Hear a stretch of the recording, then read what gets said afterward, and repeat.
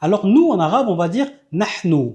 Alors la petite particularité, elle est où? C'est qu'on peut utiliser le nahnu pour un pluriel de deux, pour un muthanna. Mais on peut utiliser aussi le nahnu pour plus que deux, pour un jama'. Et là, évidemment, c'est ce qui suit qui va nous indiquer est-ce qu'ils sont deux ou est-ce qu'ils sont plus que deux. Si je dis nahnu talibani, nous sommes deux étudiants, parce que talibani, il est au duel. Par contre, si je dis nahnu tullab, alors je dis nous sommes des étudiants, parce que le mot tullab est le pluriel de talib. On va notamment retrouver le nahnu dans le Coran, où Allah subhanahu wa ta'ala va nous dire inna nahnu nazalna dhikra.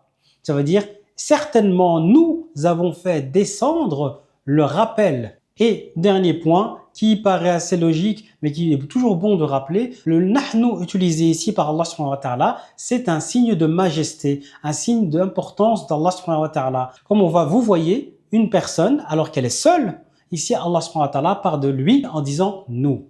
Pronom suivant, c'est le vous au masculin.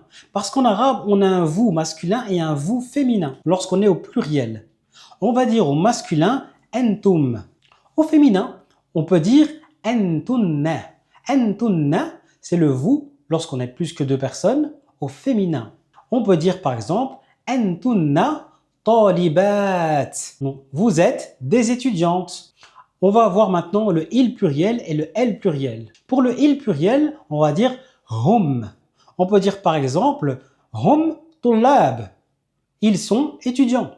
On va avoir aussi le hunna. Alors là, c'est le elle au pluriel. Allah subhanahu wa ta'ala dans le Coran nous dit d'ailleurs hunna libasu lakum wa antum libasu lahunna.